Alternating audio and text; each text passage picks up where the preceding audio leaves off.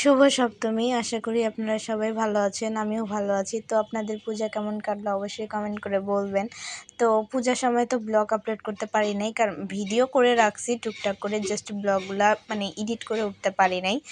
একদিকে পূজা, একদিকে কিভাবে ব্লগ করি ভাবছি আগে মজা করে নিই, তারপরে আস্তে আস্তে সব কিছু শেয়ার করব। তো সপ্তমী দিনে কি কি করি না করি সব মানে প্রথম থেকে শেষ অবধি টুকটাক করে শেয়ার করব। তো চলেন ভিডিওটি শুরু করা যাক। তো সকালবেলা সবাই নদীর ঘাটে চলে গেছি জল আনতে। এখানে আমি, আমার দাদু, পরিবারের সবাই ছিল।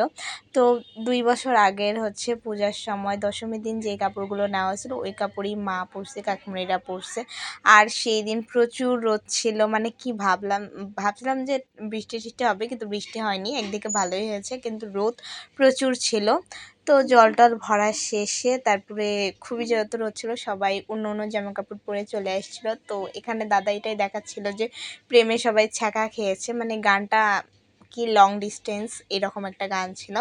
তো এটাই ভিডিও করে দেখাচ্ছে। আচ্ছা, তোমাদের মানে সপ্তমীর দিন কেমন কাটলো অবশ্যই বলিও। আজকে যেহেতু দশমীর দিন আমি ভয়েস দিচ্ছি। তো এখানে আবার ঠাকুরের জন্য হচ্ছে লুচি, সুজি, তারপর নাবড়া তরকারি এগুলো করা হচ্ছিল।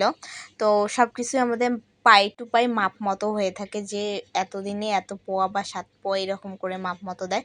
তো রাতের বেলার খেলার আয়োজন করছি, কারণ অষ্টমী নবমী তো আমরা ঘুরতে যাই, সে বাড়িতে তেমন একটা কেউ থাকে না। অ্যান্ড সপ্তমীর দিনই ঘুরেও, কিন্তু খুব কম ঘুরে, এই জন্য খেলার আয়োজন করেছি, গিফট কিনতে গেছিলাম।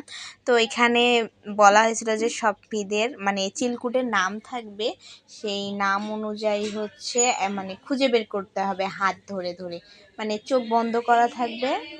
যেহেতু এখানে পিদের মানে বর মানে আমাদের তো পিসা হবে, তো পিসারা আসেনি, সেহেতু এইভাবে খেলাটা সিস্টেম করতেছে।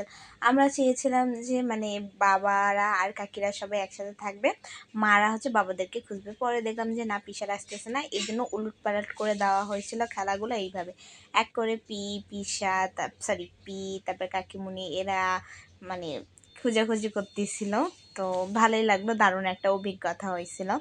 তো তারপরে হচ্ছে আমাদের খেলা হয়েছিল, কিন্তু প্রচুর ব্যস্ত ছিলাম টুকটাক করে যে আমাদের খেলাগুলা যে শেয়ার করব, কিন্তু ক্লিপ কোনোখানেই আমি খুঁজে পাইলাম না, কিন্তু কাকিদেরগুলো ক্লিপগুলো ছিল, এই জন্য কাকিদেরগুলাই নিলাম। তো তারপরে হচ্ছে আমাদের মোমবাতি খেলা হয়েছিল, চেয়ার খেলা হয়েছিল, মানে প্রচুর মজা করছিলাম, টুকটাক করে গিফটও কেনা হয়েছিল। তো তোমাদের কেমন লাগতেছে অবশ্যই কিন্তু বলবা। এখানে হচ্ছে দাদা হচ্ছে জাস্ট হিসেবে ছিল, সবাইকে চোখ বাঁধে দিচ্ছিল, অ্যান্ড ওই পুরস্কারগুলো সবাইকে দিবে। তো এখন যখন আমি ভয়েসগুলো দিচ্ছি তখন দেখে খুবই মিস করতেছিলাম, যেটা খুবই তাড়াতাড়ি চলে গেল। আর এখনও আমাদের বিসর্জন হয়নি, মানে ঠাকুর ভাসানো হয়নি। তো আমি এখন ঘরে বসে থেকে হচ্ছে ভয়েস দিচ্ছি, এখন আপলোড করবো। আপলোড করার পরে খাইয়ে দেয়ে তো মন্দিরে যাব। তো তোমাদের ভিডিওগুলো কেমন লাগতেছে অবশ্যই কিন্তু বলবো। যেহেতু আমার পরিবারের টুকটাক মানুষই দেখে, বাইরের কেউ দেখে না, তাও কোনো সমস্যা নেই। তো স্মৃতি হিসাবে তো রাখা যাবে, এতটুকুই যা।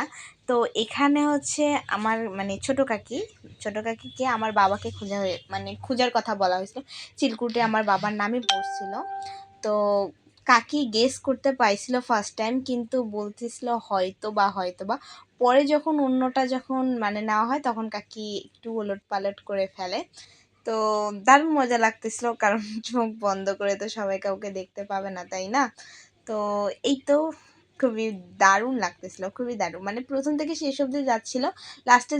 লাস্টে হাতটাও ধরে বলছিল যে এইটা হয়তো বা হবে, কিন্তু গেস করার পর আবার যখন পিছনে যায় তখন অন্য উলট পালট হয়ে যায়। আচ্ছা, আচ্ছা, তোমরা কে কে কয়টা ঠাকুর দেখলে অবশ্যই কিন্তু বলিও, অ্যান্ড দশমীর দিন কী কী করো সেগুলোও বলিও। পরপর করে আমি এখন আস্তে আস্তে সব কিছুই শেয়ার করতে থাকবো, কারণ পূজা তো শেষ, আমার তো আর কোনো কিছু নেই। এখন ভিডিও এডিট করবো, ভয়েস করবো আর আপলোড করবো, এতটুকুই যা, খালি দশমীটা খালি হয়ে যাক। অ্যান্ড খুবই মন খারাপ লাগতেছিল যে আজকে থেকে পূজা শেষ। আজকের মতো এই পর্যন্ত, পরে দেখা হবে, বাই। আশা করি তোমাদের ভালো লাগবে।